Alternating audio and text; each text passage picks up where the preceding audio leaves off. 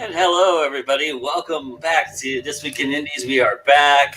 I sincerely and truly apologize for not being around for the last few weeks. It couldn't be helped. And I want to thank everybody out there who checked in on me, who gave me well wishes. I'm doing fine. I'm on the mend and making things happen again. So I promise I'm not going very far anymore. Welcome back, and we're back for good. I've got a great roundtable ahead. I've got a great indie connection for you that CLCAN put together for us. And we're going to start our show off with a little bit of, if you're getting into video editing or you're looking for a way to video edit, one of our contributors, Jin Okubo, has maybe the solution for you, maybe the idea. He's got some thoughts on some cheap options for video editing. So check it out, and we'll be right back right after that. Wrong video. Hello, everyone. This is Jin Okubo here. I do international indies, and I make films. I do a lot of stuff to try to help out where I can for Go Indie Now. And I'm going to give you guys a tip. This is a tip about filmmaking, and it's probably one of the most helpful tips that I received, right? It's about video editing.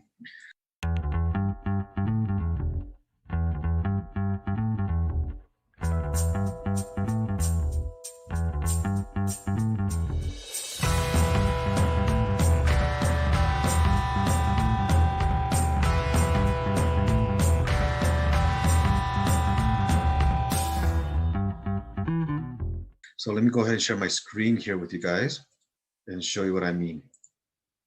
There are many video editing softwares out there. Adobe Photoshop Elements, of course, right? Not the free trial is pointless, and it gets you into buying $99.99, $100, right? Right? Or you can upgrade from the free trial wherever for $79 or $80, right? It's a lot of money, especially in today's world. Photoshop Elements 2021, right? And the Premiere Elements, $150, right? $150. Ooh, but if you buy it, you're saving that money, right? It's just, if you already have the 2020 version or 2019, you can upgrade as well, right? But that's a lot of money to dump into a video editing software when you're starting as an indie person, right? This is the one that I use. But we're going to go ahead and get back to this one in a minute. Let's go to Apple, right? Apple. So, yeah, people have Apple. They use, here's, the Final Cut. It's got nice viewing here. The scenes are nice and set up. Everything is organized in straight lines. It's so pretty. The website's pretty. And I know there's people out there that are die-hard Apple users, right? Die-hard Apple users. It's expensive. First of all, you have to have an Apple computer, right? Or you have to have some kind of Apple install software that lets you use it on other computers, right?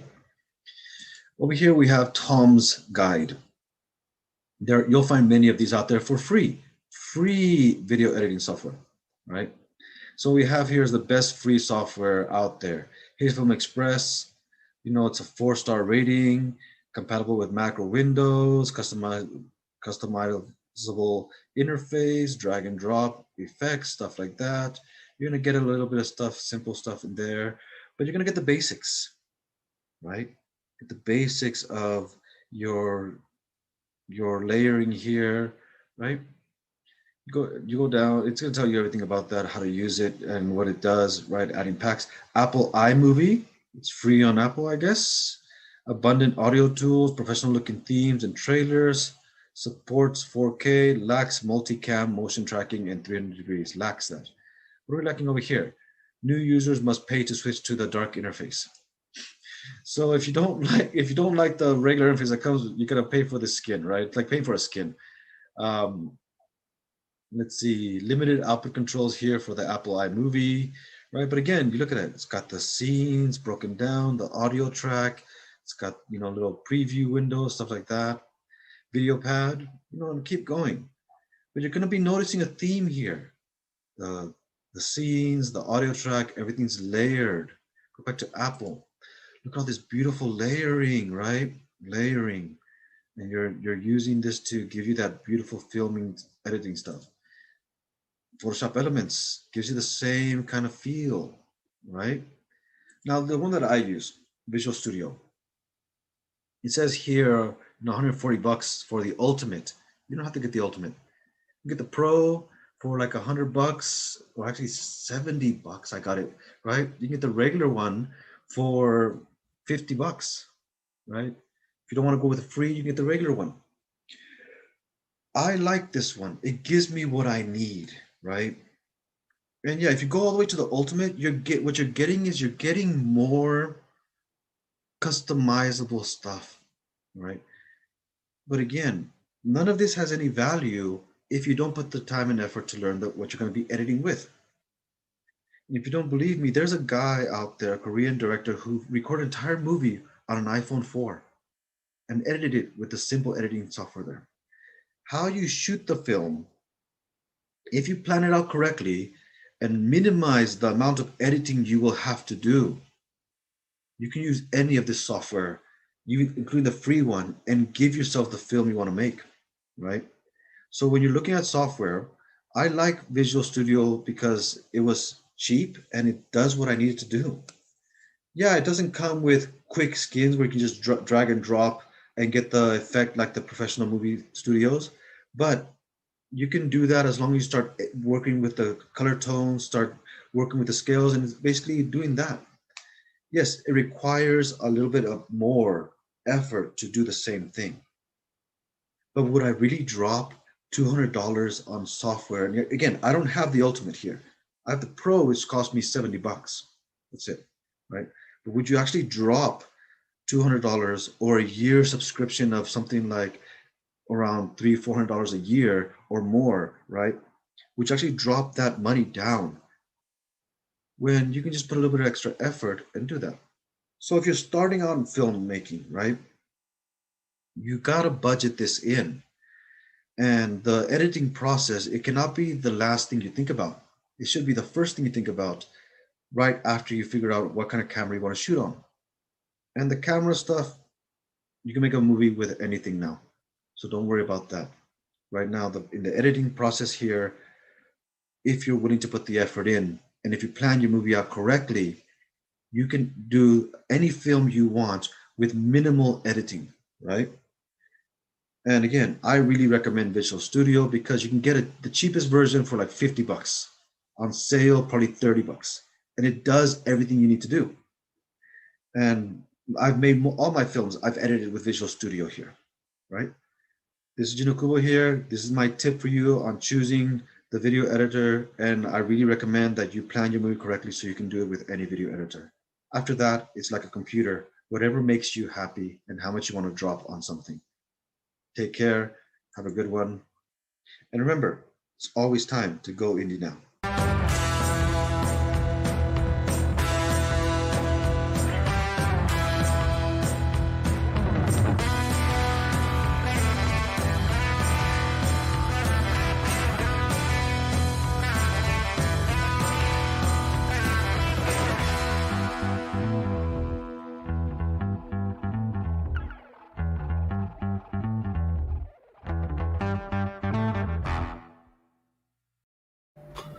And we're back, and it's time for the roundtable discussion. I have an incredible group of people here with me today.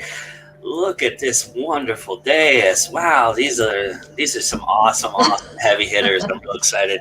I'm real excited to talk about creativity a little bit because something's been going on that I've been recently experiencing. So I'm real excited to talk a little bit about that. Let's go down the line and have everybody introduce themselves first. However, we'll start with you, Nikki. Oh, hi. I'm Nikki Nelson Hicks. I'm a writer of weird fiction, pretty much anything that has ghosts, ghoulies, murders, and monsters, and that's pretty much what I write. You were a lot quicker than I thought you would be. I'm sorry.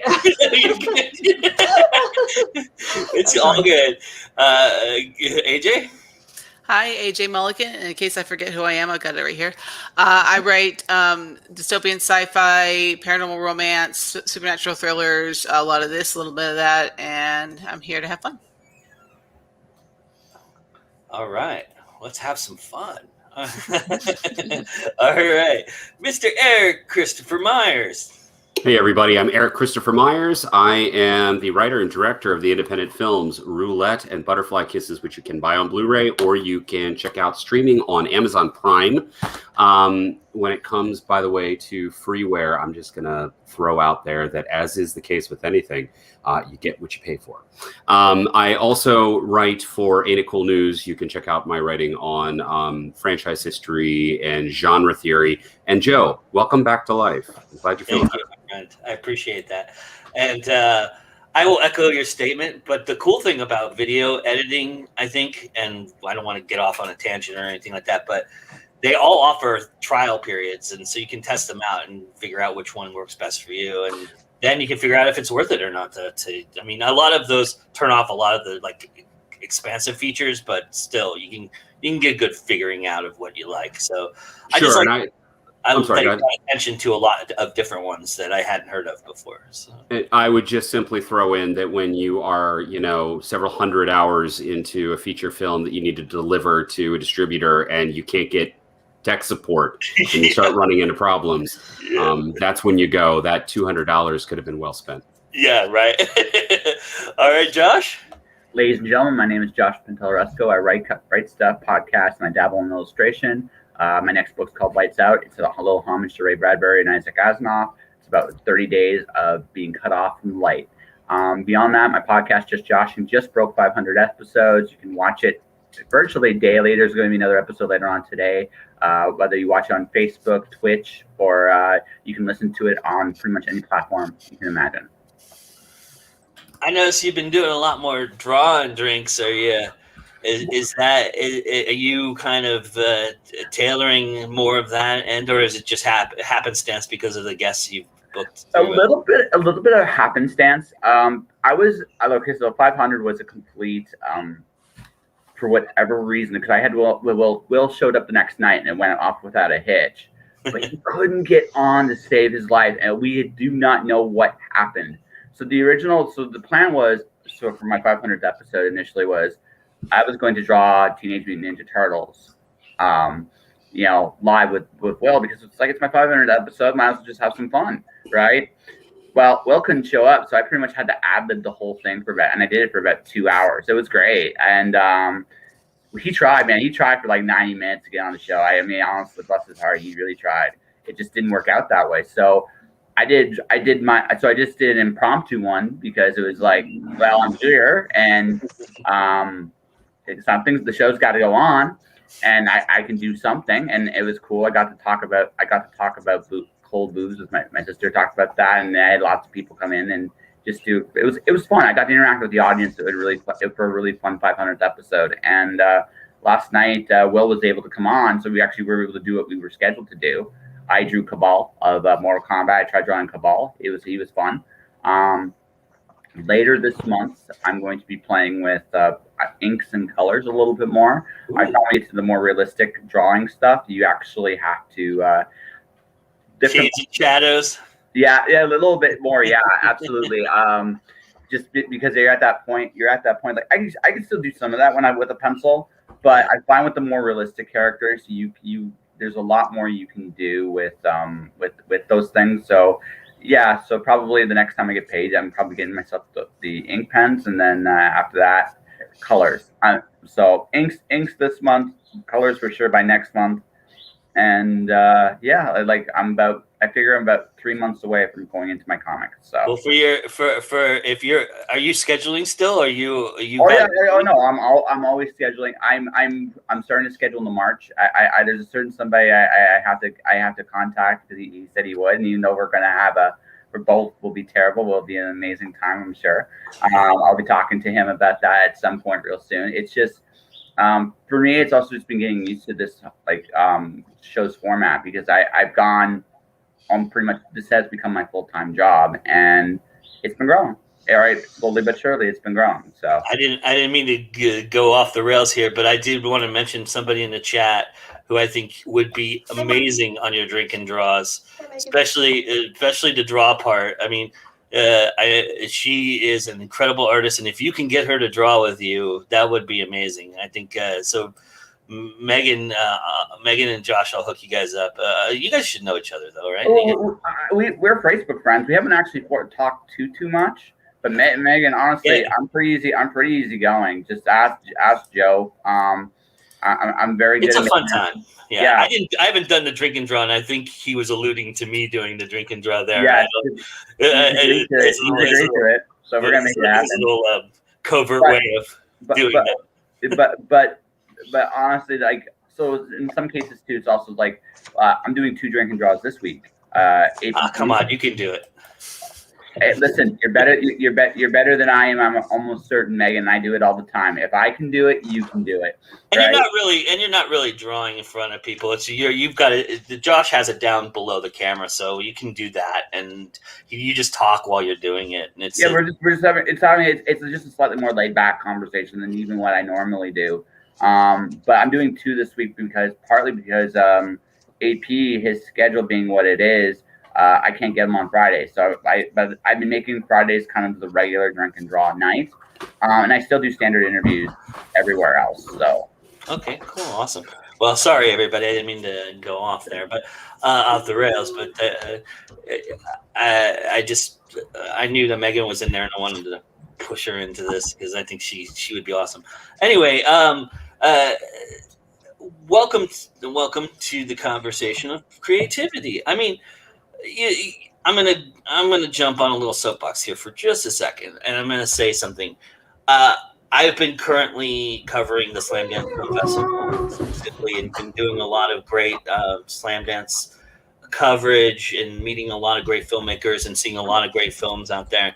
And one of the things I've noticed that has been really, really heartwarming to me and really interesting to me, because I didn't know going into this, we've had several conversations about what is creativity and what is our world going to look like when we've been stuck in a box, basically, and how we're dealing with that. And I've been happily surprised to find that SLAMDANCE has found a niche with a lot of relatable human elements and a lot of relatable human stories.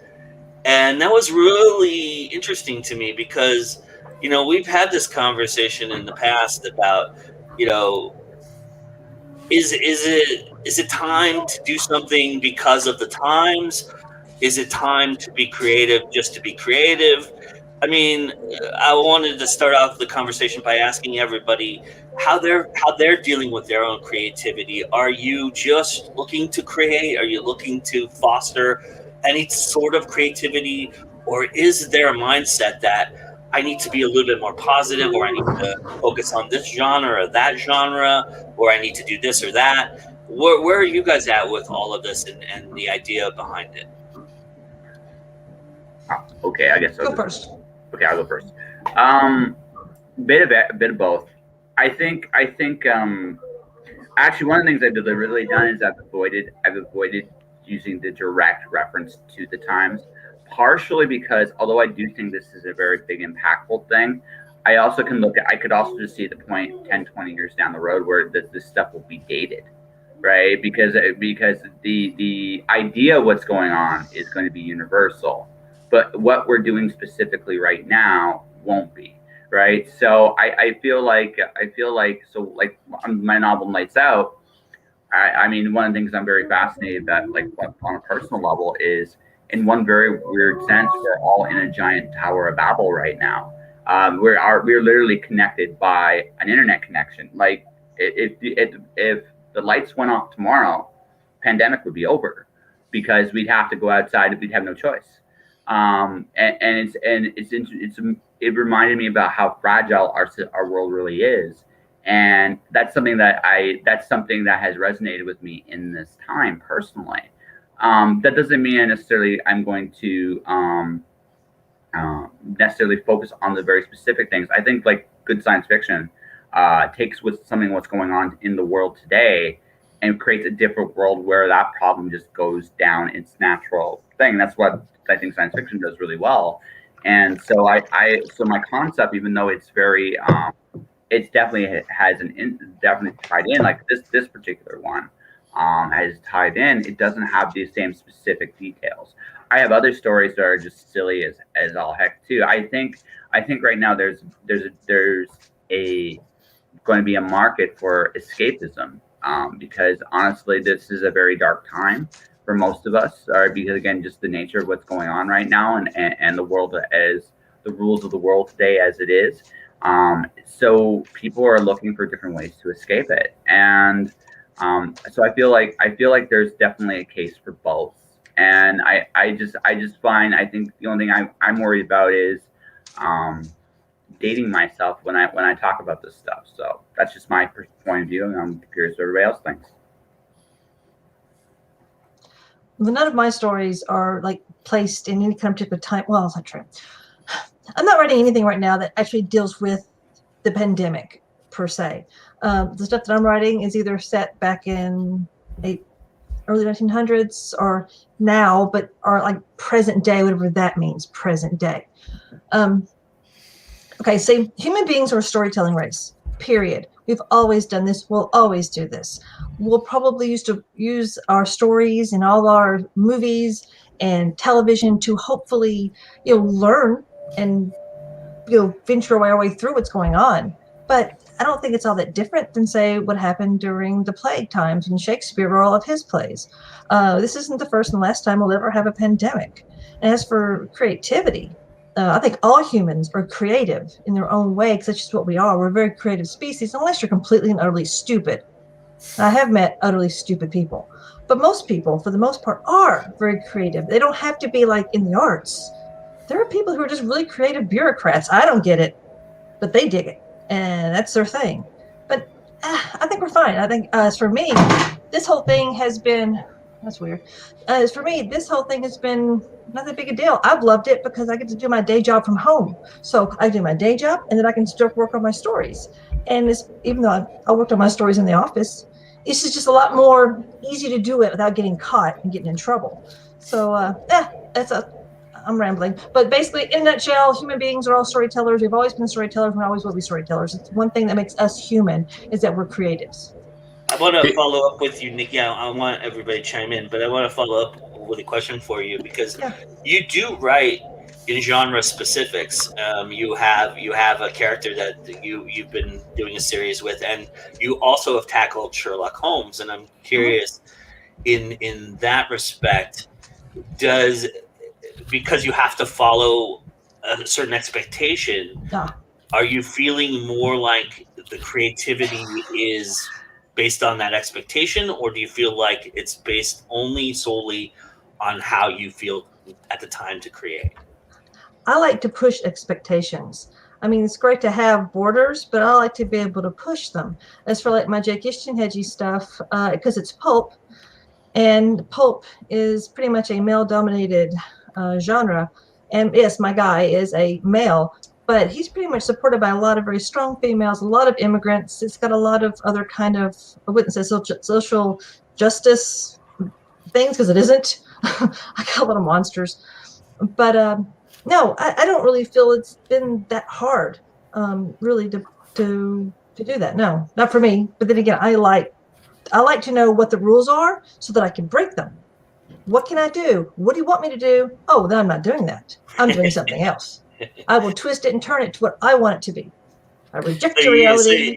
so you follow and the law of creativity. You're just following your own creativity. I follow whatever the story needs. Yeah. And that's my biggest thing. What does the story need? I'm trying to put my ego out of it. What does the story need to be the best story it can be? Because when you do worry about that, it's your whole ego. You gotta get the ego out of that. It's what the story needs. You don't mean shit. It's the story. Just out of curiosity, your employers don't watch any of these interviews that Oh you my do, God, do they? no. They're a bunch of lawyers. I'm just looking out for you. I'm just looking out for Thank you. you. Thank you. Of course. But trust me, they don't give a shit. And if As long as I it push ever those comes, if it ever contracts. comes up, let me know. I'll cut it out. And They don't care. As long as I do my job, they don't care. I'm very lucky. I am very lucky because, again, they're all lawyers, and they just go into their offices. And I remember once when I interviewed for this gig, I said, look, if I'm doing my job, you don't know I've done my job, because my job is to catch the troubles and the mistakes before it gets to you. So in other words, you have the perfect kind of boss. Awesome. Yeah. So I mean, Eric, you're currently creating something. Are you finding your creativity's kind of morphed a little bit because of the times, or do you feel like you're set? You have a voice and you're setting that tone and staying with it? I mean, we talked about this on the last roundtable we had, and I know we're kind of looking back to the earlier discussion in which we're really dealing with how are we as creatives trying to muscle through a time that either is going to create a proliferation of inspiration or is going to sap you dry. And I think that I know that NIKKI and I know that AJ have been, in a position in which they've been able to have tremendous output. And I absolutely applaud that. And I think that's wonderful.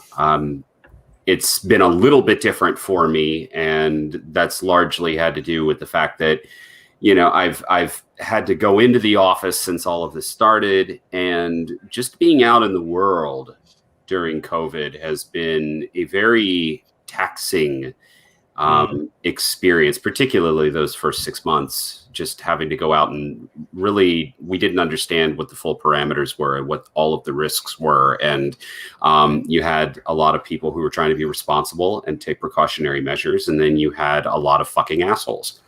So you come home at the end of the day, and that energy that was normally spent funneled into writing or filmmaking or painting or whatever it was that your thing was, or even just trying to, cook dinner and make sure that your dishes are clean and that your clothes are clean and ready for the next day.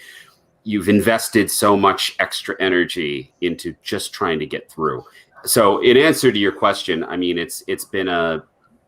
I've been working on things. I feel that my output has been different. It's been a bit more, explosive output followed by periods of silence. And it's something I'm really trying to get back onto a more consistent schedule with. I would go back to something that was said earlier, which is all of the best work, whatever genre that is, but particularly if we're talking science fiction or fantasy, they have a much less a tendency to date themselves by virtue of the fact that they are not one-to-one set in this specific year under these specific circumstances. But I think that saying, let's try not to sort of talk about what is happening in our given moment. I don't know that I agree with that. I think that all art is a social mirror. It is reflective of the time in which it was created, and it always will be. It dates immediately from the moment you put any piece of work out there. It's immediately dated. So to say that, for example, the White Album is problematic because it has a song like Revolution that's dealing with, the Vietnam War and protests and all of that stuff. It's still one of the greatest albums of all time.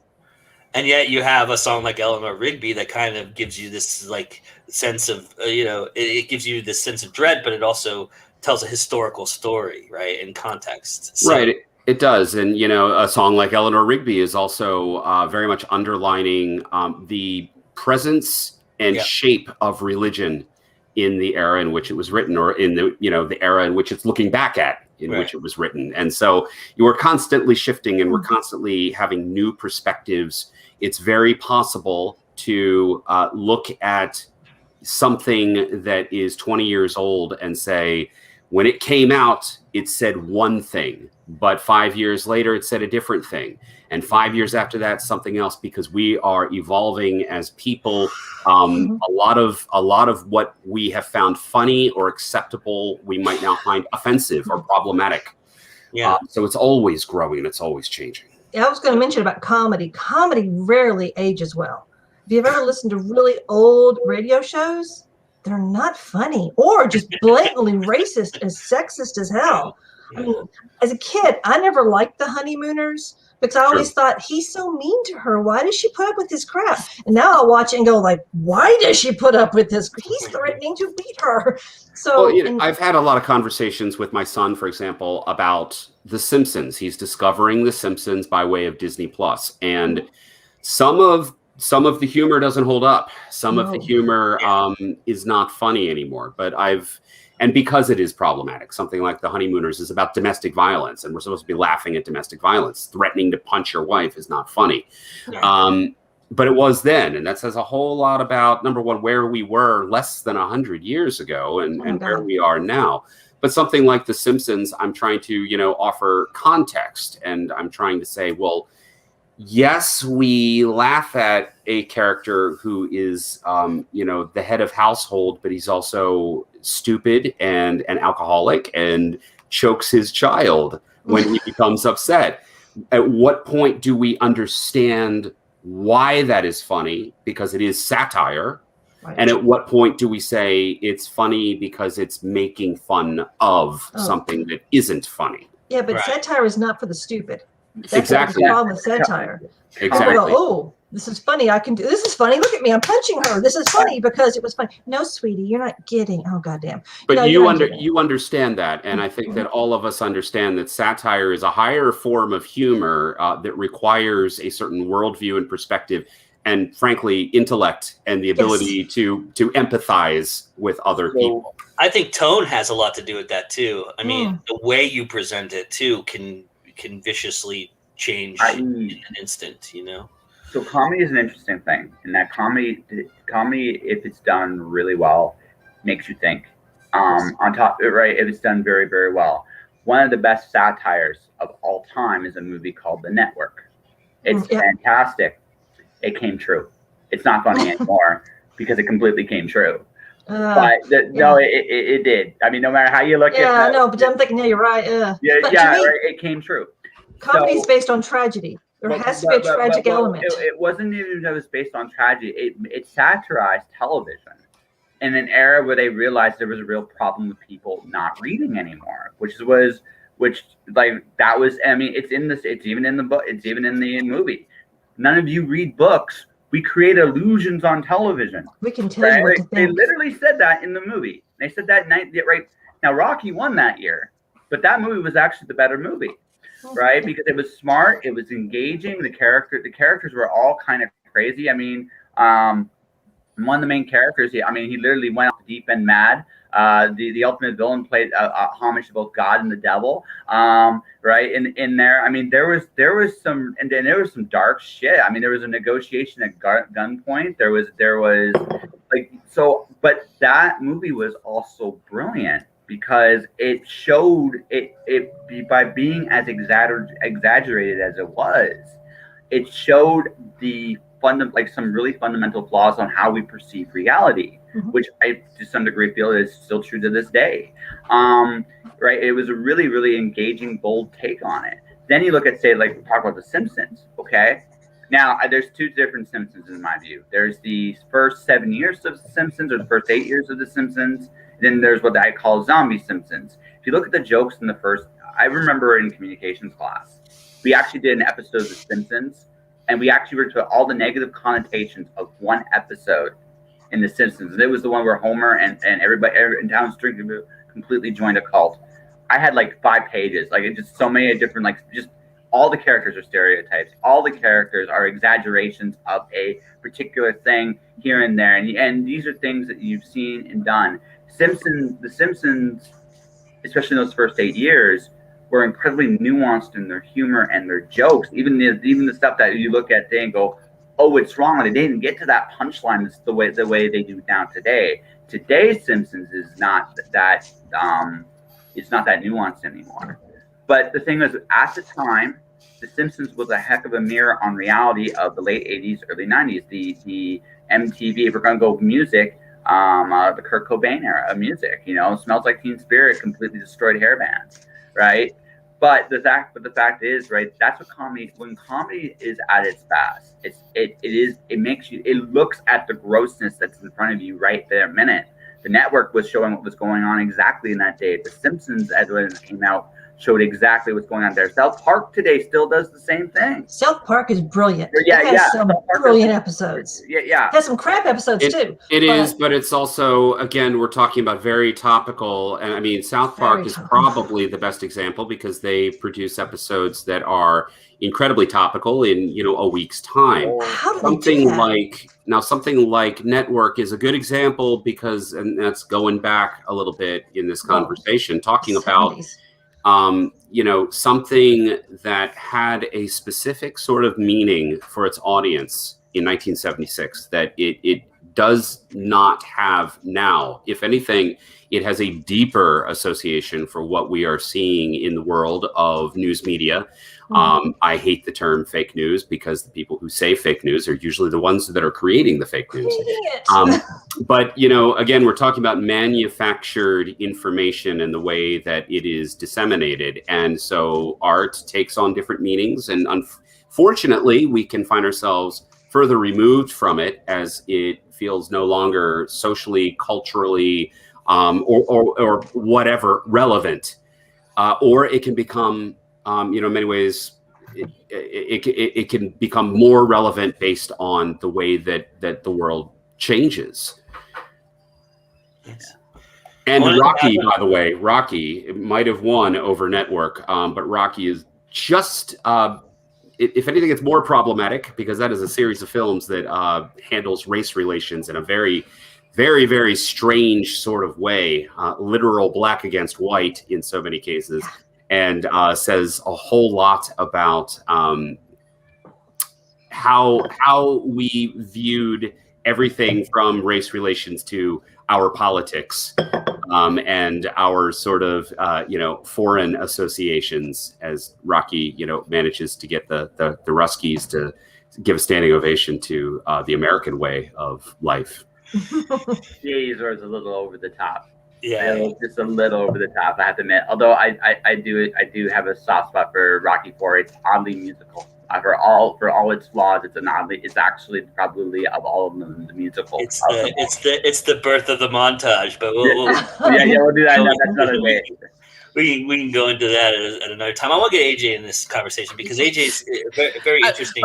I'm sitting there. I'm like, I've never seen Network. I wasn't even born then. I feel really weird. God, so old. We were talking comedy, and I thought that was just I thought that was a good example. But there are others. I mean, well, I would recommend you go through the entire Sidney Lumet catalog because this is the voice of a guy who was very prophetic in some respects, but very much had that satirical voice. He's very good at that kind of thing.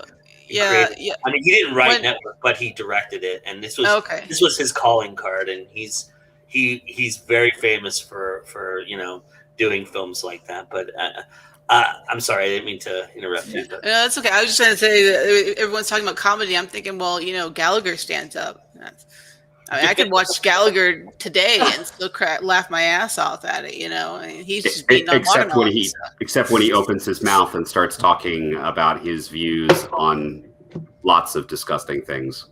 The watermelon part might be okay. The watermelon part was funny. I still think Cowboy Lady at a Party is funny. But that's just me. It's all about the relation of the elbows to the hips. If your elbows are at the hips, you're wearing a hat, you got heels, you're a lady to party. If your elbows are out, you're a cowboy. So cowboy, Don't. lady at a party, cowboy. That's one of his sketches. I thought it was hilarious. My mom used to watch it I all always the time. remember. Do you remember the omelet joke he did? He says you can always tell you're a good lover because if he can make an omelet, he's a great lover. If he just goes fuck it and makes scrambled eggs, yeah. So I always think about that when I'm making an omelet, and I can actually fold it. Oh, there we go. Or just you're getting scrambled eggs. There you go. Very important. All right, let me get this train. Let me get this train back on the track. I'm sorry. Go back on. Yeah. Gallagher. I especially wanted to tackle this topic, AJ, because you spent a year going very genre specific, and you focused and aimed on that, and it paid off for you in some respects. And I'm kind of curious how we've talked about how you approached it before, but how do you feel like that helped you? Did you feel like that stifled your creativity? Do you feel like it helped your creativity? Do you feel like now you're comfortable going that route if you have to, or are you more apt to do that just because of the success you garnered? I think I've really fallen into the reverse harem paranormal romance genre, that little subsection of paranormal romance, a lot this past year. But I think that it's kind of like a double-edged sword. On the one hand, I feel more creative because I'm writing something that's outside of the box that I started in. But on the other hand, I've noted that there's a lot of specifics that the fans ask for. They like certain pairings or types of pairings mixed in within the harem. They like certain multiple points of view. They seem to like. There's lots of. They're very specific in their tastes, and it's hard to kind of weigh pigeonholing yourself into what the genre fans want to see and what your creative mind wants to do.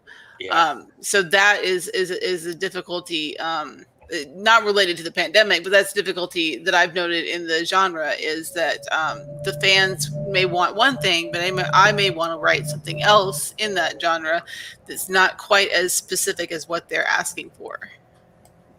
Do you find that Do you feel like you have to tightrope it, or do you feel like, you know what, screw you, I'm going to write what I want to write? And well, so far I've just been doing what I want to write because, I'm stubborn, but but I mean, people seem to enjoy some of it. I mean, this one's gotten, a couple 10,000 something page reads on Kindle Unlimited. So, I mean, for me, that's pretty good considering I'm doing like totally organic, advertising. I've paid for a couple of ads out of the entire time I've been since this came out in, when did I put that out? September.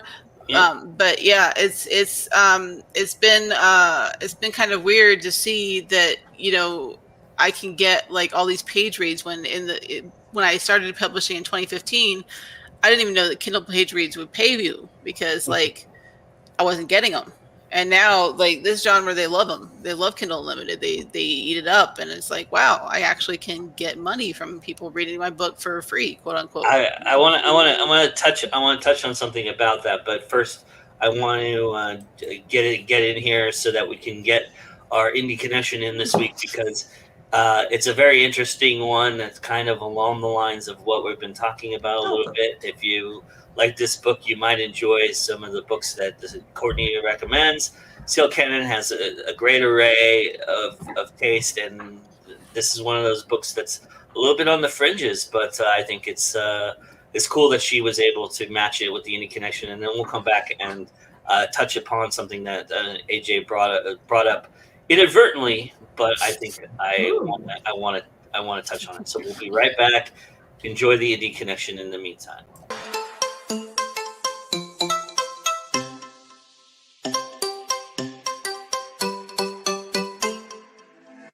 Hey guys, Theo Cannon here from Fiction Atlas Press, bringing you another Indie Connection. Today I'm going to be telling you about some indie books that you might enjoy if you're a fan of Hank Green's An Absolutely Remarkable Thing. The first book I have for you is called Gina and Finn by Hannah Moskowitz and Kate Helgeson. Gina and Finn would have never met but for their mutual love of the popular show Up Below. Regardless of their differences, Gina is a recent high school graduate whose social life largely takes place online, while Finn is in her early 20s, job hunting and contemplating marriage with her longtime boyfriend. The two girls realize that the bond between them transcends fan fiction. When disaster strikes and Gina's world turns upside down, only Finn can save her, and that, too, comes with a price. The second book I have for you is called Miss Never by Colin Dodds. Farya Navorian seems like an ordinary young woman trying to get ahead in the city while struggling with depression. But her depression is anything but ordinary. It has the power to destroy time and space. Growing up the moody daughter of a spacefaring hero of the Greater Anointed Imperial Ohioan Commonwealth, Farya annihilated most of the world and its history, leaving behind the husk-like Buckeye State. One day, at a record swap, she meets Brian, a divorced telecom CEO. More than record collecting, what they share is that they each carry a howling secret. Brian's business is a cover for a bigger operation that buys human souls and sells luxury afterlives using shady terms of service in mobile phone contracts. The two of them fall in love, and as they start a life together, their secrets back them into a corner where they have to come clean and take drastic steps to save themselves and possibly reality itself. The third book I have for you is called The Green Cafe by Jason Bryant. 18-year-old Brandon Fanning works at his parents' coffee shop, The Green Cafe. Caitlin Miller, a shy photographer, has never acted on her feelings for Brandon. Now that they're about to graduate from high school, time is running out. They are destined to live regular lives in a normal town with ordinary people. The universe has other ideas. A routine visit to the storage room in the basement of the cafe will change their lives forever. Brandon discovers a portal to another planet, a wormhole through space that sends him light years away. In an act of bravery and love, Caitlin jumps in after him. What they find is a planet very similar to Earth, only several hundred years more advanced. A budding romance in the shadow of relentless change. Will temptation, power, drugs, and technology bring them closer together or tear them apart? What Brandon discovers there about himself, his new friends, and Caitlin will alter his life forever. What he chooses will determine his destiny. And the last book I have for you is called The Hive by Barry Lyga and Morgan Baden. Cassie McKinney has always believed in the Hive. Social media used to be out of control after all. People were torn apart by trolls and doxers. Even hackers, like Cassie's dad, were powerless against it. But then the Hive came. A better way to sanction people for what they do online. Cause trouble, get too many condemns, and a crowd can come after you, teach you a lesson in real life. It's safer, fairer, and perfectly legal. Entering her senior year of high school, filled with grief over an unexpected loss, Cassie is primed to lash out. Egged on by new friends, she makes an edgy joke online. Cassie doubts anyone will notice. But the Hive notices everything. And as her viral comment whips an entire country into a frenzy, the Hive demands retribution.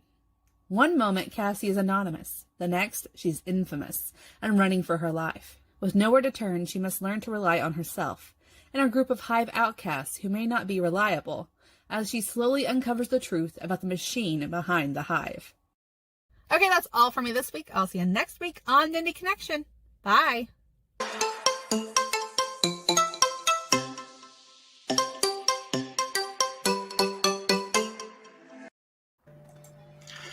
Thanks to CL Cannon for another great indie connection and very interesting one at that. Go check out those books. The links are going to be in the description here.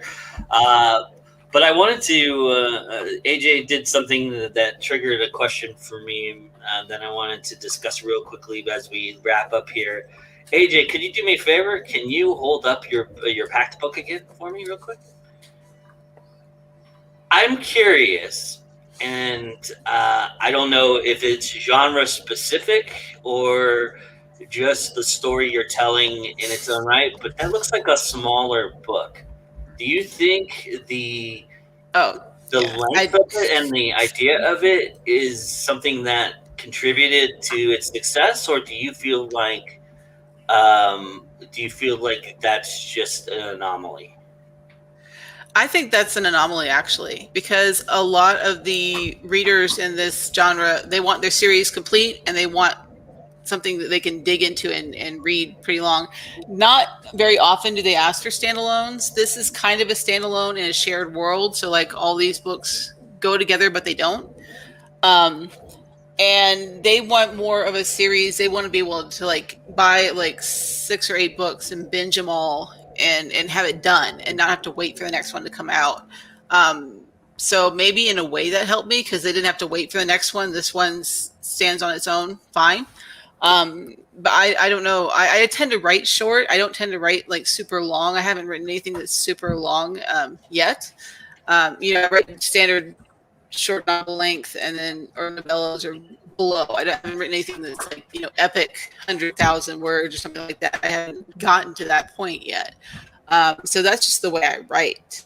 So I don't tend to write long. Let me ask you this follow-up question. You mentioned that that your audience is expecting a kind of a binge-worthy series. Did you know that going in, and that's how you approached it, or were you just putting this out there, and then from that you've decided to expand it?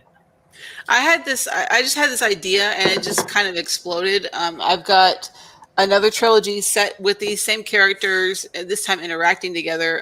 The first book releases on Tuesday. And I've got a couple of novellas in box sets that are going to be in this world. But I hadn't planned on going like that, but I kind of like the idea of it. I kind of want to take more of these novellas that I've got planned for box sets that are releasing this year and kind of use them as jumping points for more series in the future. Awesome. The reason I asked that question, and I want to get everybody involved in this, is audience, as we've discussed with network especially, is a good example of relevancy and how things hold up, and and we talked about the honeymooners not holding up in our time period. Our audience has evolved just as much as we evolve. And they have a different approach and a different mentality to how they absorb media now. And so I'm curious from each of you, how much do you think about that? Is that part of your creative process now? Are you thinking about what's the best way to get my message across to the way the audience absorbs it? Okay, for me, I'll tell WandaVision. You guys watched it yet? Okay, Yes. The deal is, okay, you have to pretty much endure the first 3 episodes to get to the good stuff. However, as a writer, I did. I had to. No. I had to. I watched like 15 minutes of the first episode. I'm like, I can't. This is too stupid. Click. But that's okay. My friends are loving this thing. It must be good. Let me watch it. And so go with it as a Twin Peaks kind of idea. And then I still had to endure the first 3 and find, okay, now there's some shit happening. For me as a writer, I'm always being told, you got to catch people by that first sentence, that first chapter. And if you don't catch them, they're going to just throw it away. People don't have the time, or they just don't have it. Nikki, can I interrupt just to Sure. say this? As a guy who has a notoriously large comic book collection. Yeah, you're a comic book guy. Yeah.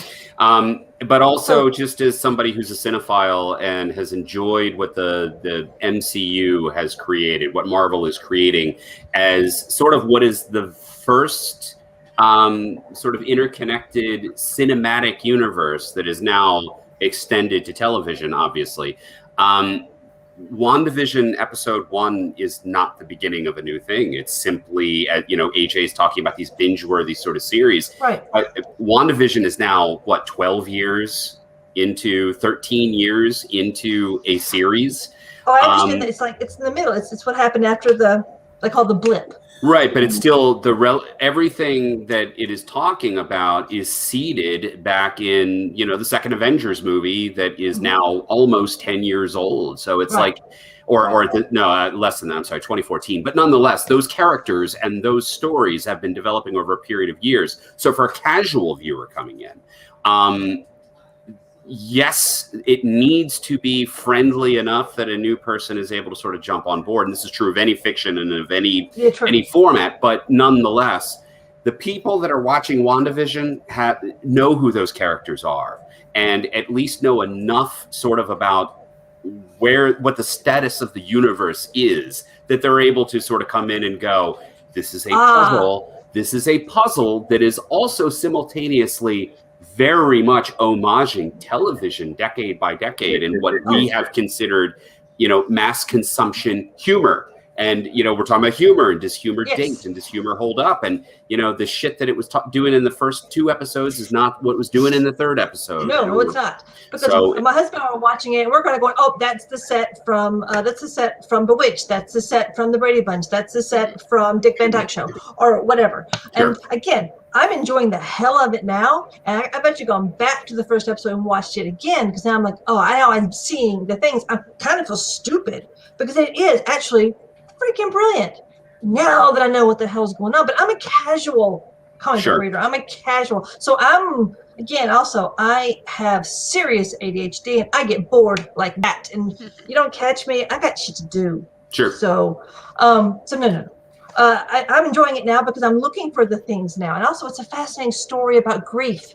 That's what it's about. It's just about her, a supernaturally powerful person who was completely embroiled in grief, and how grief can destroy you and make you destroy everyone around you. At least that's what I'm assuming right now. Again, I've only watched like 4 or 5 episodes.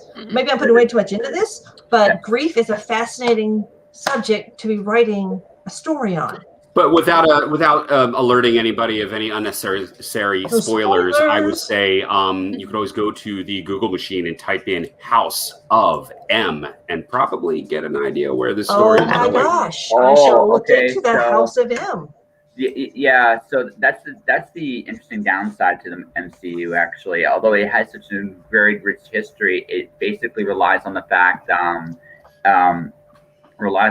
the audience has been exposed to a bunch of other material to get the resonance. It's why, as much as I enjoyed Avengers: Infinity War and Endgame, I actually thought as single pieces they had their flaws, especially at the beginning of the story. They're assuming if you're here, you've watched at least enough of other things to get an idea what's going on. So that's an interesting. But to the question of the topic at hand, yes, actually. One of the things, we were talking about the idea of the shorter piece. I actually like the shorter pieces. I'm a dime novel guy. I really dig. I grew up reading Zelazny, Asimov, Bradbury, Burroughs, all these different smaller, compact stories. And also about we'll say 6 years ago now, Craig DeLuey released Crash Dive, and I actually watched what he did with it. And now Craig has a name that definitely didn't hurt him.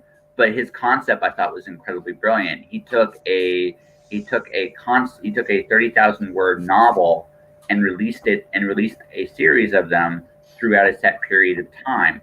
They're simple reads, and he figured it would be a good investment in the Amazon machine because it doesn't take that long to write a 30,000 word novel.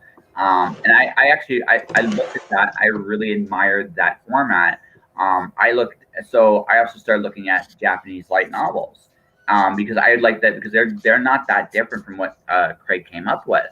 The only difference between them is they also have illustrations on the inside, but that can add to a story as well. I think today more than anything else, when I think about telling a story, because I'm skilled in a bunch of different tools, right?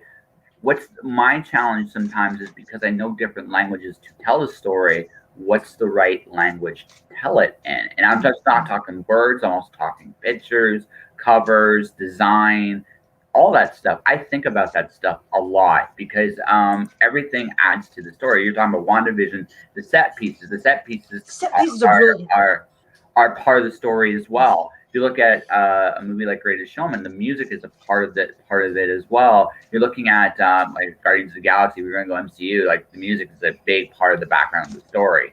But the thing is, right? Every telling a story, in one sense, we have more freedom today than we've ever had. They're every medium, you can interact with all of them in crazy creative ways. The challenge now is you've got so many ways you can do it. Sometimes you have to take a step back and simplify. Okay, what is the actual best way to tell it? Is the 100,000 word novel still the best way to tell it? Sometimes it is. Is it the 30,000 with pictures the best way to tell it? Sometimes it is. Is the audiobook sometimes the best way to tell it? Sometimes it is. I think there's more variety now than there ever has been.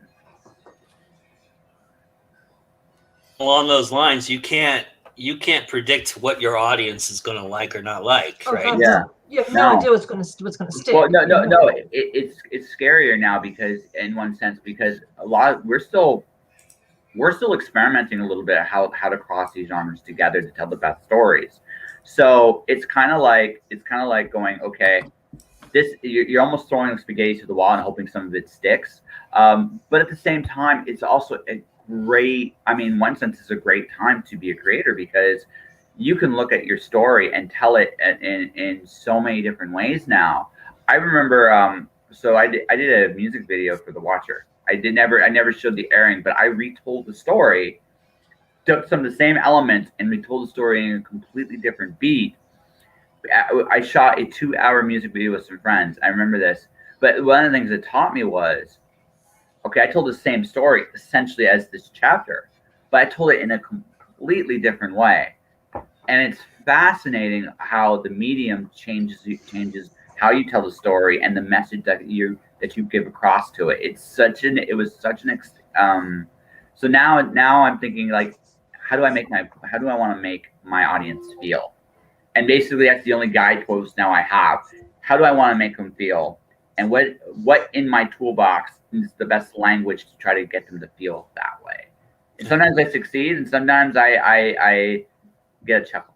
I mean, that's just it, right? So bottom line is creativity is creativity, right? And that's all it is. You know, we have to hone our better selves to kind of find what we like, because it starts with us, right? And really it ends with us, but the audience is going to determine whether or not it has viability beyond you. But does that matter in the end? Right? I mean, who knows? But I really appreciate this conversation and this discussion. I just wanted to ease back into things. I know we've had these conversations before and everything, but I think this was a really great conversation to have about getting us back into the flow as Go Indie Now gets back into the flow as well. So I appreciate everybody doing that. I know that AJ and I have something to mention that we want to talk about a little bit, that for everybody out there who is creative, if you're looking for an outlet, there is something coming up. AJ, do you want to talk a little bit about your end of it first, and then we can say goodbye? Yeah, sure. So LitCon, it's online literary convention. I stumbled across it and signed up to run a couple of panels. I've got one that's up so far for dystopian sci-fi as far as that. But yeah, LitCon is, authors can sign up, readers can sign up, and you can kind of check out all the different things there are. There's panels on building aliens and weapons. There's panels on whether or not you can publish fanfic. And I'm just looking at the sci-fi genre right now, and there's like a dozen panels already there to choose from. Even the thing that I'm involved with, which is the screenwriting at LitCon, has a thing about sci-fi onto the silver screen. But yeah, I'm helping round out a little bit of the festival or the conference itself. It's all online. I will be hosting some of the portions of the LitCon Lounge, which is just more of a hangout kind of thing that we've done in the past with other online cons. But I'm also going to be a big part of the screenwriting elements here. And I encourage everybody, go check out LitCon. I'll have the link there that you can sign up for whatever you want to sign up for. There's a lot of stuff out there and a lot of great panels open, a lot of great opportunities open for you to promote and to participate. And I encourage all of you to do so. I also want to encourage everybody to check out the SLAMDANCE Film Festival, which happens on Friday, begins Friday, February 12th to the 25th. For $10, you can see about 145 different films. They've got ranging from narrative features to documentary features to documentary shorts. They've always been a great champion of the short film.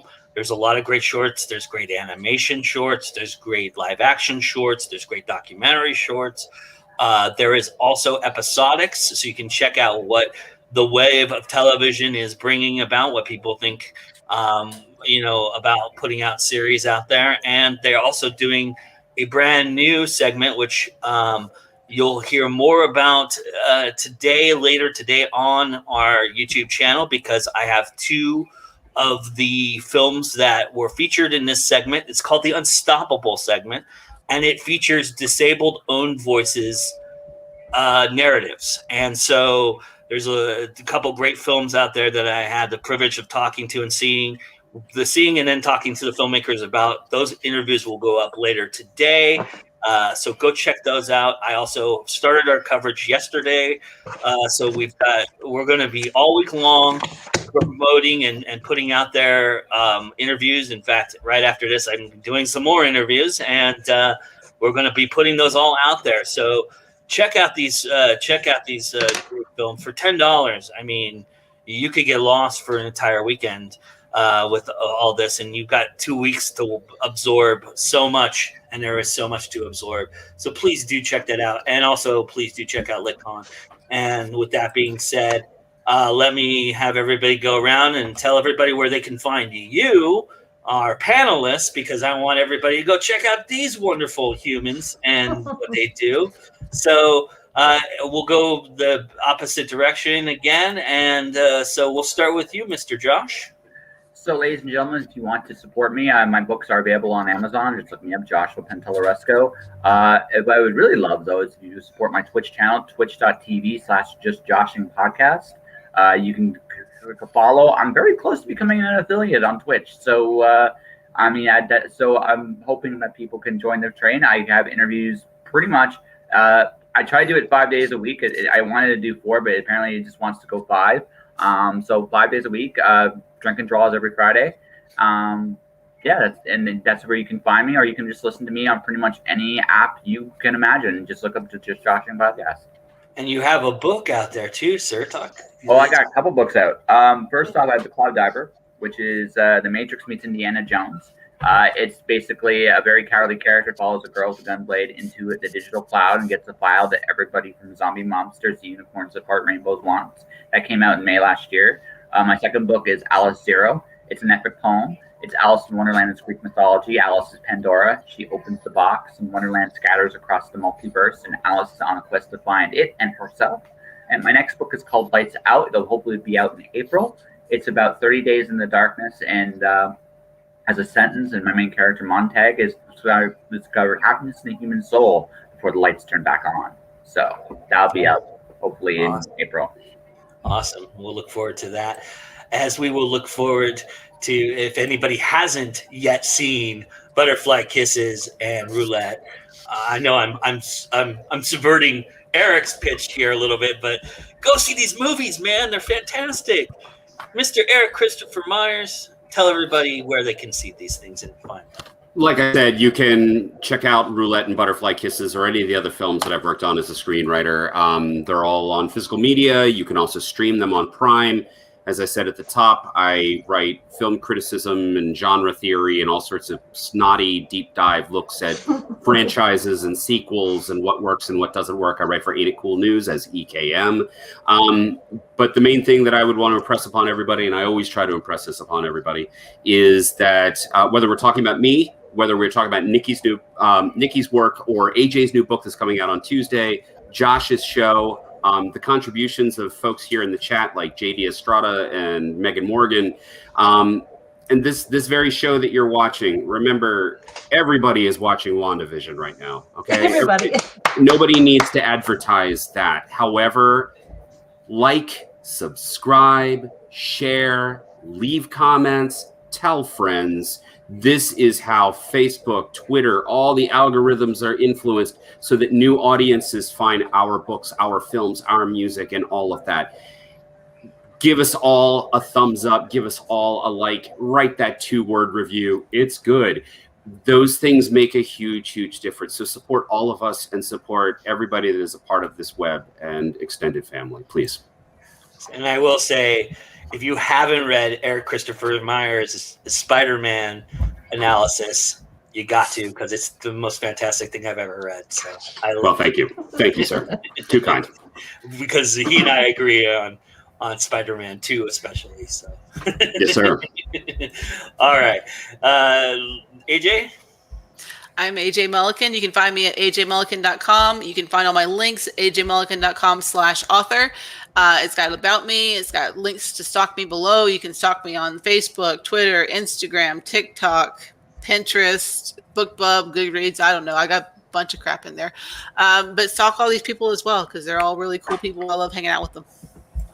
And AJ does a great job on TikTok, everybody. So if you're on TikTok, go get it. I gotta go find that. Follow, I'll find give it. AJ a follow. I'm on the TikTok too. So You All right. are? yes. Okay, I'll look you up. Yeah. I love the TikTok. So am I, Nikki. Come You do. join. I've got you on TikTok. Oh yeah, you I are. follow you. Yes, that's true. I'm probably All the only right. one who doesn't have balls enough to do TikTok. I don't have the balls for that. That to me is terrifying. It is the last bastion of lost souls for sure. Oh, it's like some great stuff, some beautiful and wonderful talent, and then some scary. Like, what are you doing with your life? Yeah. But no, I love TikTok. Back to me. I'm Nikki Nelson Hicks. You can find all my stuff on Amazon. I've got a anthology of shorts, horror stories. That hopefully, if the KDP gods will work with me, I will be live into this week. It's called Stone Baby and Other Strange Tales, and I'm working on a book actually about grief. The book Crown of Feathers really deals with a child's grief and dealing with the loss of his mom. Then after that, I'm going to be working on a paranormal romance series dealing with Jin. So I've been doing a lot of research about Jin. My whole life is Jin right now. Everything I look around, I just see Jin. So that's basically what I do. You can find me on Facebook and Twitter and all of that stuff. You can stalk me. I try to make those places as safe and as fun as possible. It's usually just a lot of funny things and cat videos. Is the podcast out yet? No, I can't get my freaking husband to do his freaking job. So, well, when it does come out, everybody when go you're check it hosting out. with someone else, you got to do your shows now. Okay, and so I'm just gonna. I'm this close just to. I do mine. I mean, I've done mine. You've got to do yours. Yeah. So yes, get on it, Mr. I Hicks. am. I'm Let's trying. make I'm this happen. trying. Yeah, awesome. So anyway, that's me. Awesome. And I'm Joe Compton. And look, I don't do a very good job of pimping my own stuff, but I will tell you, I do have 2 books out there, Amongst the Killing, which is a crime thriller, and the sequel, which is We the Moral Majority. And there's just so much content that we share on Go Indie Now. Like I said earlier, I've got all week long SLAMDANCE coverage will be coming out every day, all week long, and leading up to Friday.